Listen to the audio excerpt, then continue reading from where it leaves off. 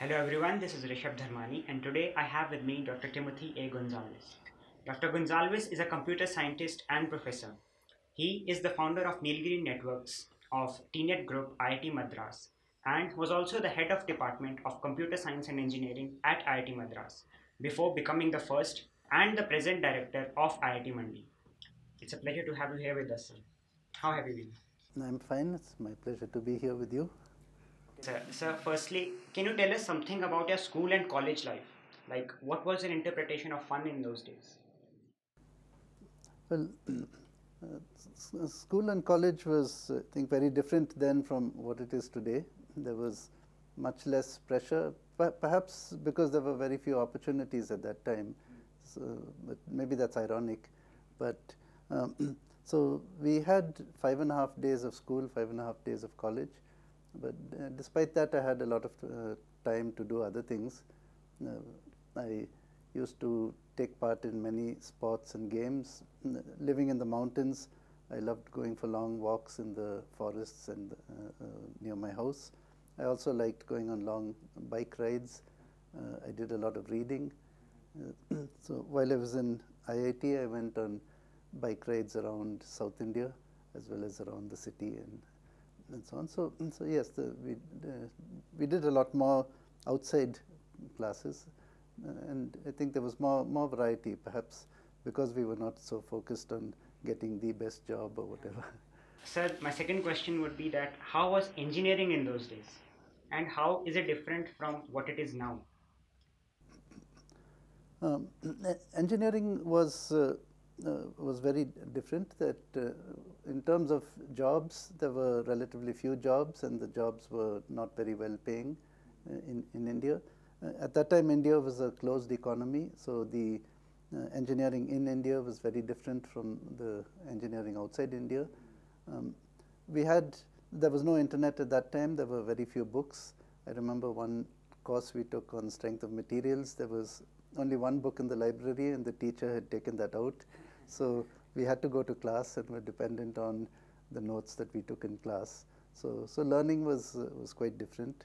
Um, at the same time, the BTech was a 5-year degree at that time, and although we had 5.5 days of classes, we did spend a lot of time outside classes doing various things. For instance, apart from the bike rides, sports, and other things, many of us uh, built our own electronics, music systems, and so on. Um, we uh, we started a newsletter, a technical newsletter in the institute. So there were many things like that that we did outside studies. Sir, you are a Bachelor of Technology from Electronics and a Master of Science from Electrical. But by profession, you are a data scientist and a professor of computer science.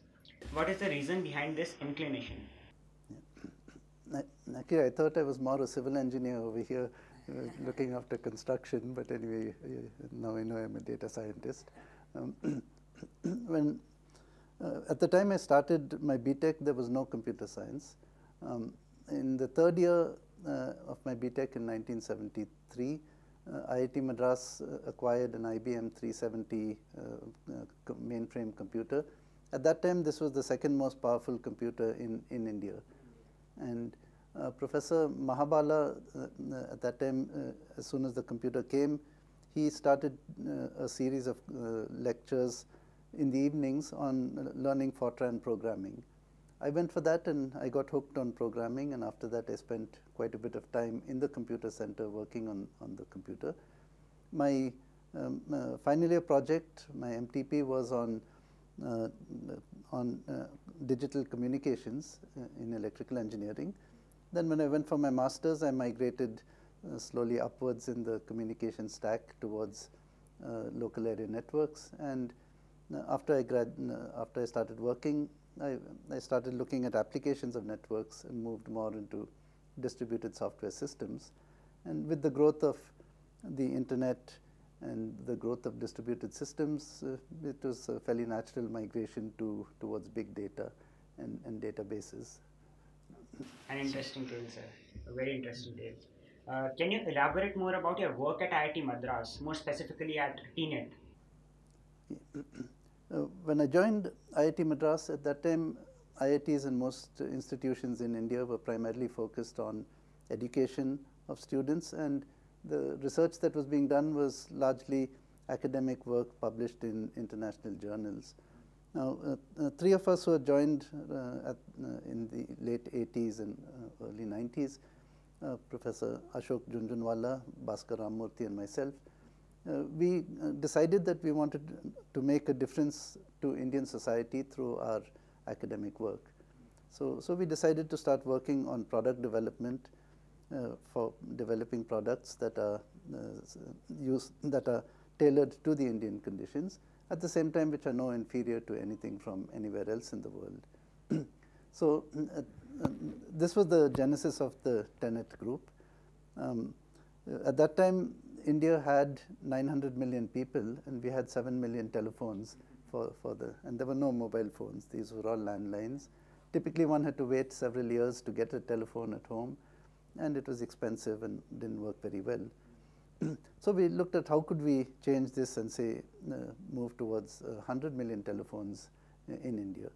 And we figured that we needed to have a wireless system from the exchange to the subscriber, a wireless and local loop. So we worked on developing such a system. We encouraged some of our former students to start some companies to commercialize the technology. We came up with something called the Codect wireless local loop system.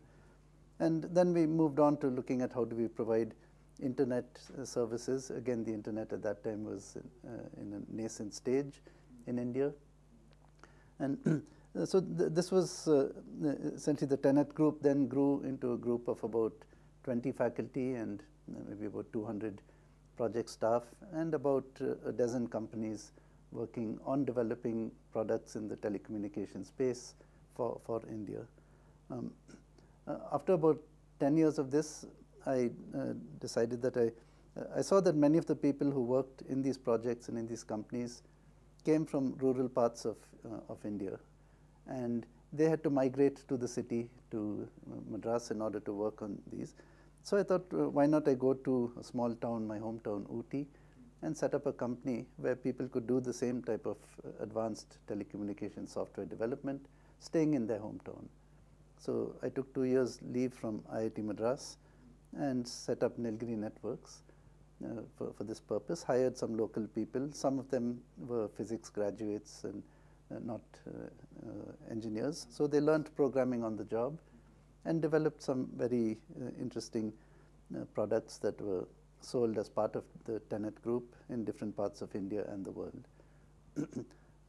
So that is, I think, in a nutshell, what the Tenet group is about.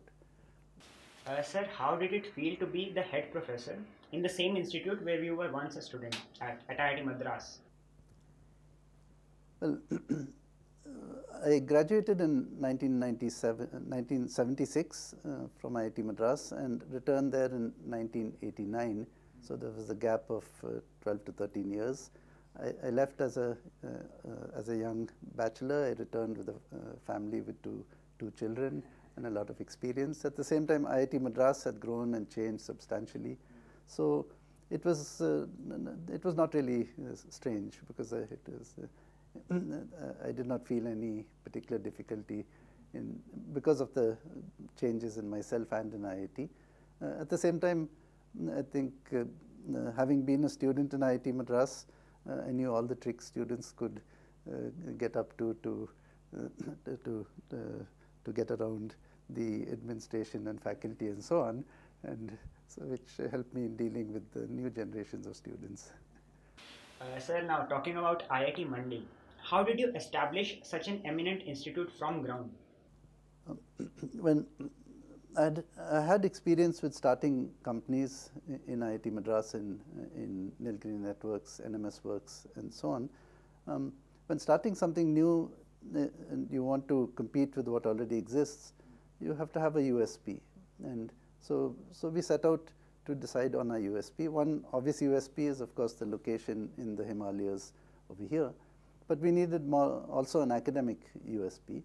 So here we hit on two things. One is we decided that to give our students a a different kind of education, an education that would prepare them for a world of change, that would prepare them to contribute positively to society. So this is our project-oriented BTech curriculum, which you are all enjoying, I hope. And so in this curriculum, right from day one, students are engaged in team projects. They take real-world problems, design and build solutions to these problems. So they essentially learn how to learn, and they learn how to acquire the knowledge required to solve problems. So this is a kind of learning that I think will stand the students in good stead over a career of 30 or 40 years after they graduate. So this is on the teaching side. On the research side, we started with a vision of making a direct impact on Indian society through our research and development.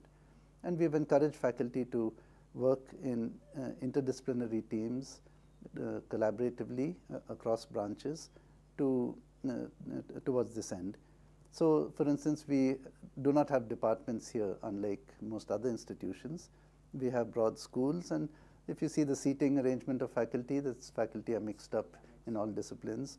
And the result has been that our faculty have taken up a number of important problems of society, worked collaboratively with each other, with colleagues elsewhere, and are coming up with good solutions for some of these problems. So these are the two USPs, and these USPs over time have helped to attract better students here, have helped to attract better faculty, and also have brought attention to IIT Mandi as an institution that is going to make a difference. It's already making a difference to the Himalayan region and will make a difference to India at large in time to come. One example of the impact that we're beginning to have is that last year the Department of Biotechnology decided to set up a major project called Farmer Zone to use AI and machine learning to help small and medium farmers to make crop management decisions. This will help them to cope with the rapid changes brought about by climate change, by globalization, which is causing great distress in the farm sector today. And it's heartening that the Department of Biotechnology selected IIT Mandi to lead this national project, which also has international partners in it. I think that's an indication that our USPs are bearing fruit. So that is one aspect of building a successful university. The other is the people, and I've been very fortunate to have an excellent team of students and faculty. There are many young faculty here who are very exceptionally good in their field. They could get positions in the bigger IITs in the cities. They have chosen to stay here and take up the challenge of building this institution from scratch. They've put in a lot of hard work, and at the same time they have done their teaching and research and have made the name for the institute. We've also been fortunate to have a number of senior faculty, senior professors who have come, some of them after retirement, and have put their heart and soul into building IIT. They've taken ownership of the unusual USPs that we have here, which is very different from the academic environments that they had in their institutions earlier, and they've helped to build the institute and make a name for it. There have been a number of supporters from outside IIT Mandi, who I might call friends of IIT Mandi, who have helped us in various ways, some visiting here, some from afar. So it's been really a team effort. Answer an informal question from my side. How do you remember every little detail about things? Okay. Well, I have a good memory to start with. But I've augmented that by making systematic notes, by having a system of filing notes and documents and papers and so on, both soft copy as well as hard copy. And I also have a very good secretary and office executive who helped me. But I think a lot of it boils down to the personal notes that one makes.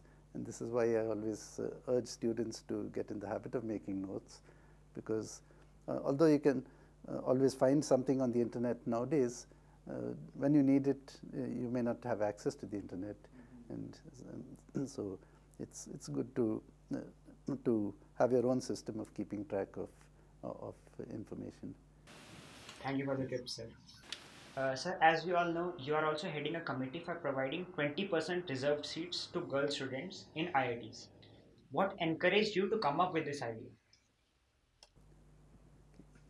I think the inspiration was originally from my mother.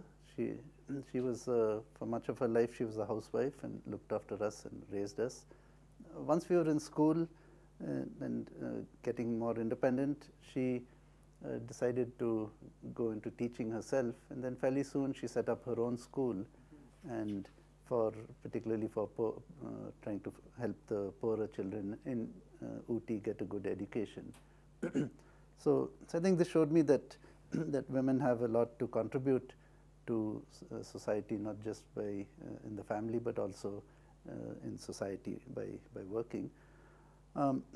Over time, I also came across some exceptionally good women in my professional life. For instance, Professor Hema Murthy in computer science at IIT Madras, Professor Inakshi Bhattacharya in electrical engineering, who were very talented and had a lot of accomplishments in their professional life. There were a number of students whom I had who worked with me, both IIT students as well as some technical staff in some of the companies I was involved with, all of whom showed me that women had a lot to contribute. I think it was also when I was in IIT Madras was pretty much a male bastion, and I think both at the faculty level and at the student level. And we had, our curriculum was almost entirely technology and science. When I went for my master's to Rice University and then for PhD to Stanford, both of these are general universities with liberal arts degrees, substantial number of women students and faculty. So again, there I saw not only the important role that women could play, but also the important role that the humanities and social sciences play in the life of an engineer. So when we started IIT Mandi, these were two things that we wanted to bring in over here. So as you know, you have a significant component of humanities and social sciences in the curriculum. And then I started figuring out how could we get more women students over here. So for a long time, when I talked to people in various fora, everyone said, well, there's nothing you can do about it. This is a problem of Indian society. Girls are not allowed to go for engineering, etc., etc. So I then started looking at some data, and fairly soon I realized that it is not a problem of Indian society. It is a problem of IITs and our entrance. In fact, what I realized is that there are quite a large number of girls who are interested in engineering. There are girls who do very well in JEE who should be getting into IITs, but for various reasons they didn't get into IITs. So, then backed by this data, I was able to convince people that this was something that we IITs could change. And here I'd just like to correct one thing. You talked about reserving seats for women. We don't reserve seats for women. This is not a reservation. What we do is that we provide extra seats for girls who are already qualified to get into IITs, and for various reasons they don't actually take a seat. So it's very different from reservation. Yeah. Now, interestingly, once I had sufficient data, this was quite compelling. When the JAB, the Joint Admission Board, set up a subcommittee which I chaired, and there were a number of women faculty on that. Several of them initially were quite opposed to the idea of doing anything like having supernumerary seats and so on. But by the end of the 1 year or so of our deliberations, when we presented all the data, all of them unanimously supported this scheme. So the data is really compelling. And this data is available on my faculty website. There is the report is available there for anyone who wants to see it. So I think that this was the genesis of this, and the way that it was successfully implemented was, I think, primarily by taking a rational, data-driven approach to the problem, and convincing people that it was a problem of the IIT admission system, and that there's a way to solve it. Sir, what are your plans after retiring from IIT Mandi? And can we get to know who might be your successor as the director over here? For the last 10 years, I've been working on setting up an institution to teach the most highly privileged segment of Indian society, the 1% who get in over here. And of course, some may come from less privileged backgrounds, but by the time they finish from IIT, you are all at the top of the Indian hierarchy. So what I'd like to do now is to spend some time improving the education for the big mass of Indians who aspire to get an engineering education, but go to colleges and so on where the quality of education is not very good. So I plan to work on something like that. I also plan to spend some time traveling with my wife and spend some more time with family. Over the last 30 years in building up Tenet Group, various companies, IIT Mandi, I've had to neglect my family, and I'll spend a bit more time with them. As far as the next director goes, I think the goal of IIT Mandi is to be the best in the world in something. And I believe that in the last 10 years, we have laid the foundations for a strong institution, which is on the road to becoming the best. It's not yet the best in anything. I expect that the next director will be someone who's much better than I am, and who will lead and inspire the exceptional faculty we have to make IIT Mandi the best in some area X in the next 5 to 10 years. So it would be hard to find a person much better than you. But you are the director of a prestigious technical institute, and your daughter is a social documentary photographer. In a world where every parent wants their child to be a doctor or an engineer, how did you motivate your daughter to pursue what she wants? Again, I think this was partly the example of my parents who encouraged me to do what I wanted to do. As a boy, I went through various,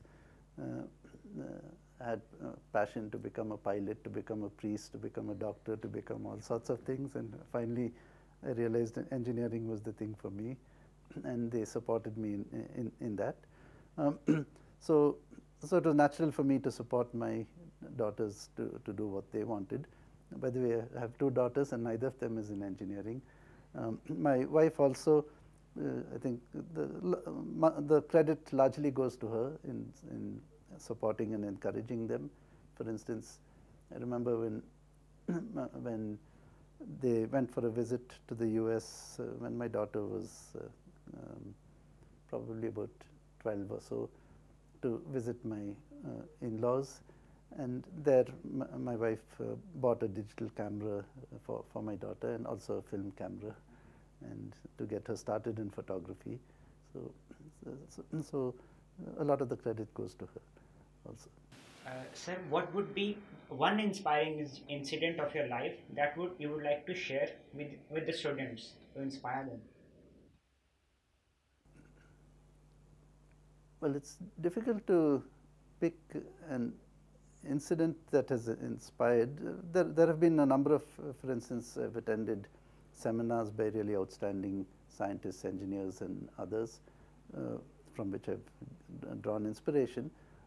So what I'd like to share more is some incidents that have changed my life. And when I joined IIT Madras in 1989, we were staying in a flat in IIT Madras. We had come back from the US, and there, of course, electricity and so on works 24/7.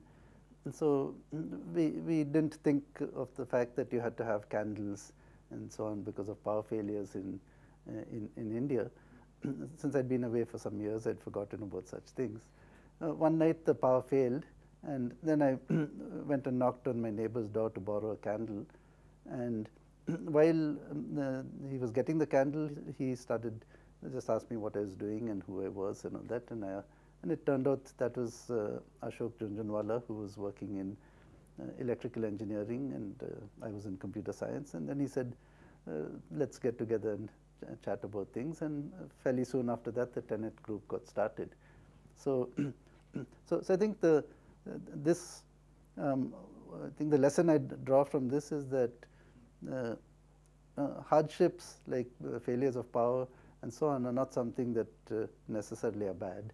That in this case, if we had had a reliable power supply, I may never have met Ashok Jhunjhunwala, and perhaps the Tenet group, I would not have been part of it, and I probably would not be sitting here as director of IIT Mandi, all because the power failed one evening and I needed to borrow a candle.